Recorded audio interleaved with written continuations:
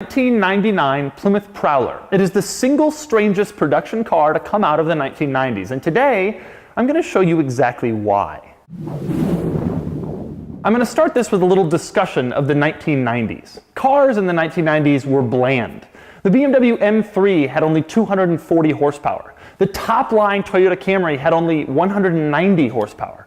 Cars looked like this and this and this and this. And then Chrysler, whose bland cars are possibly the blandest of them all, says, oh, by the way, we're going to build this, and it's going to be purple. This particular Prowler comes to me from Rayco Eurospec, a dealership here in Pennsylvania with an awesome inventory of weird and exciting cars. And this one is one of the weirdest and most exciting, since it's a one-owner car with only 9,400 original miles. So first, I'm going to show you around and explain why it was so weird, and then I'm going to take it for a spin. First, a little overview. The Prowler is a rear-wheel drive two-seater, and it was sold from 1997 to 2002.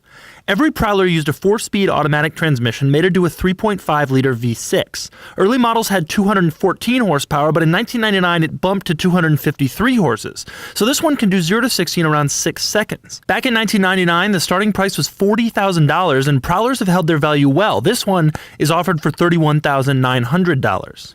But let's go back to that 3.5-liter V6, because the most unusual quirk about the Prowler is just how much it shares with other Chrysler products. You see, it would have been too expensive for cash-strapped Chrysler to engineer everything on this car from scratch. And so the Prowler's V6 comes from the Chrysler 300M. So does the 4-speed automatic transmission, although the gear lever itself is out of the Dodge Intrepid. The Prowler's steering wheel comes from the Jeep Grand Cherokee. The Prowler's center climate vents, you'll find them in Chrysler's minivans. The Prowler's stereo is straight out of a few 90s Chryslers, including the Dodge Durango. The Prowler's interior door handle came from the Dodge Viper. The Prowler's key fob came from a few 90s Chryslers, like the Dodge Ram pickup. And the window switches, mirror controls, and turn signal stalk are all out of basically every 90s Chrysler. So a lot of the Prowler came from the Chrysler parts bin, but that's not necessarily a bad thing because it had to. If they wanted to make it look like this, they had to keep costs down somewhere. And now here are the other quirks of the Plymouth Prowler. Now, we'll start with one of the strangest quirks about the car, which is the entire trunk situation. To open the trunk, you don't push a button on the key fob or pull a lever inside the car. Instead, you push a little yellow unlabeled button behind the driver's seat. And once you've pushed that yellow button, in order to open the trunk, it's not hinged like a normal trunk. Instead, the hinges are near the bumper. So to open the trunk, this is it. This is the only way to get into the trunk in a Plymouth Prowler. Now, once you're inside the trunk, you'll find that there's really not all that much room here, although it could be worse. The convertible top, for example, doesn't really take up any space at all. Up front, you'll find the single craziest thing about the Prowler, and that is these front fenders, tires, and wheels. When you turn the steering wheel, the front fenders, which are separate from the vehicle, actually turn with it. So when you turn the car, you're also turning bodywork. Even stranger, when you're sitting in the driver's seat, you can see the bodywork turn on this side of the car while you're making a turn. You can't, however, see it on the passenger side. It's blocked from your view. So when you drive down the road, you know exactly where this corner of the car is, and you just kind of have to hope that the other corner of the car is where you think it is. The other weird thing about the Prowler's wheels being detached is that it leaves a lot of important stuff exposed if people want to mess with you. Now, another weird quirk is the packaging under the hood. Because of this car's strange front-end V shape, Plymouth just had to kind of fit stuff where it fit. And so the hood prop is actually on the hood itself. The hood latch is located in the middle of the hood, and then there's a pull tab that reaches out to the front. And then my personal favorite is the battery, which is located ahead of everything at the very front tip of the Prowler. You also can't talk about the Prowler without mentioning the front bumpers, which sort of protrude from the front of the car. It's one of the Prowler's most distinctive design characteristics. My favorite thing about the Prowler's front bumper, you can stick your hand through it. I'm not really sure why, but I like it. Also mounted on the front bumper, the turn signals. And just in case that wasn't enough indicating power for you, there's also a set of turn signals mounted on the front fenders. Now in back, the turn signals and brake lights are located here on the rear fender, but the giant protruding rear bumpers do contain the reverse lights. One of the other things I love about this car is the placement of the fuel door. Now there's so much crazy, wild bodywork in this thing that Plymouth could really only put the fuel door in one spot. And so, that's where it is.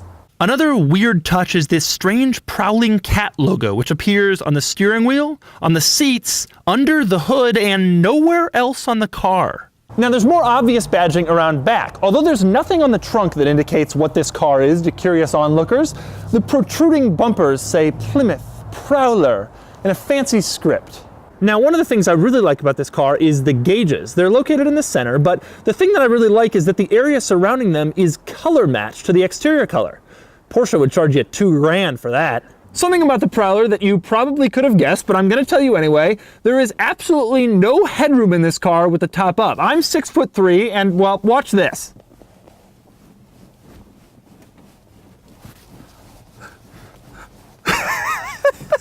Fortunately, you don't have to drive around in this car with the top up. You can always put it down. It's a pretty easy process. Just unlatch it from the windshield like in a normal car, then unlatch it from the back using a latch right below the glass. Then find that yellow button to open the trunk, push the top away, close the trunk, and you're driving around in top-down style. So that's a comprehensive tour of the Prowler, and now it's time to take it on the street, which is something I've always wanted to do. You see, car enthusiasts have something of mixed opinions about the Prowler because it was only an automatic and it only has 250 horsepower. But for me, this car was always a little bit of a guilty pleasure. I always thought it was really cool and really crazy looking, and I've always wanted to drive one, and now I'm going to. And for more of my thoughts, click the link below to check out my column on autotrader.com/oversteer. All right. Top down the Prowler. It's 22 degrees today, which is perfect top down weather. It's not actually, but you can't drive a Prowler and not be top down.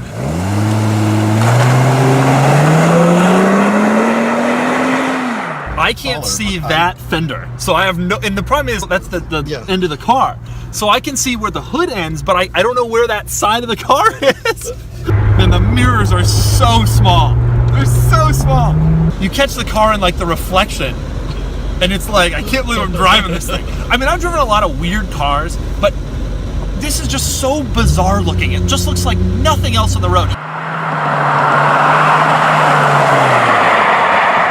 All right, the ride quality is horrid. It bumps around like crazy. All right, I'm going 50. I'm gonna nail it. Power, but the 4-speed, it could use more gears. Rigidity is rough. The windshield shakes. It bumps going over bumps for sure. Even though it only has 9,000 miles on it, at the end of the day, it's a 1997 automobile. So rigidity isn't going to be along the lines of a modern Miata or something like that. Boy, the ride quality is, it just bumps and bumps and bumps. But that's part of the charm. I mean, you put up with stuff like that to drive weird cars. You know, Lamborghinis are loud and they're hard to get into. This thing is the bad ride quality, but if you want a cool, weird car, you got to deal with that kind of stuff. If you want a Camry, buy a Camry. I actually have about as much room in this as I do in my Viper, which is to say, not that much, but it's not intolerable. I'm 6'3". With the top up, I think we'd be doing one of these. But with the top down, actually, seriously, it's really not all that bad. It looks smaller, I think, inside than it really is. Handling is actually fairly direct. It's not vague, which is kind of surprising to me. After all, we are in a 20-year-old Chrysler with an engine from the 300M. There's no body roll. I guess that's the benefit of having the bad ride quality. It doesn't wallow, this car. It feels how you kind of would want it to feel. But clearly the weak link, there's no doubt about it, is the automatic transmission. Not only is it only 4 speeds, it's just not as quick as I mean, we've just moved on. Everybody now has dual clutches and all that stuff, and so you drive this and you wish it was a stick. Sticks don't really go out of style, but a 4-speed automatic, 20 years later, it's kind of weak. I really think if it had like a 6-speed auto, we'd probably take another half second off the 0 to 60 time. It's so funny to see that wheel bump as we go over bumps. I'm literally watching the front wheel hop in front of me as we go over bumps. It's bouncing like a basketball, that wheel. It's so funny. The truth is, of course, in a normal car, that's what the wheel does. You just don't see it. But it's so weird to see it. And not only seeing it, but I see the fender going too. Even if I lean forward, I can't see that wheel. So you just got to kind of hope and dream. I'm sure Prowler owners get to know the sides of the car. Boy, with the with the visor literally blocks the entirety of the windshield. I would kill for the speedometer to be right in front of me. Instead, I'm looking at the tach, but I'm driving around on 4-speed auto. I don't care what the tach says. And the funny thing is, the speedometer, because of my angle, this half of the speedometer is kind of out of view. Like, I can see the part that says 150 a lot better than I can see the part that says 40, which isn't really what I'm looking for.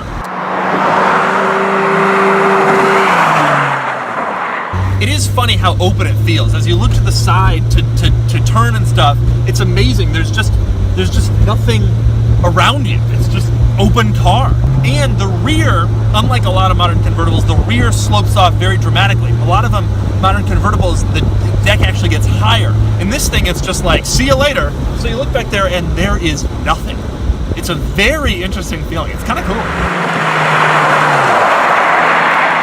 A lot of times I drive these cars and I'm not really surprised. Drive a Lamborghini, you know what it's gonna be like. This car, I'm surprised at how well it handles and how bad the ride is. The ride is so rough, but the handling is like, I thought it'd be spinching it all over the place, and I thought this car was only just a sort of a style play.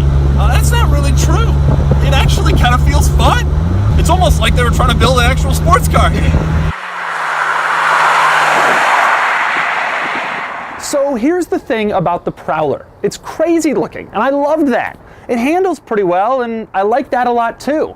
And while a lot of people say this car is underpowered, that's not really true. No, it doesn't have a V8, but the Prowler has 250 horsepower, and it only weighs 2,800 pounds. That's a better power to weight ratio than a BMW 340i, and it should be enough. Unfortunately, performance is depressingly dulled by the Prowler's 4-speed automatic transmission, but I really think that a stick shift or even a newer automatic would completely change the character of this car. Either way, that's the Plymouth Prowler, and for those of you who lived through the automotively drab 1990s and always wondered about this thing, well, now you know a little bit more about it. In order to keep costs down, you probably can't even see my forehead right now. 50 horsepower. But I have always thought this is one of the, I don't remember what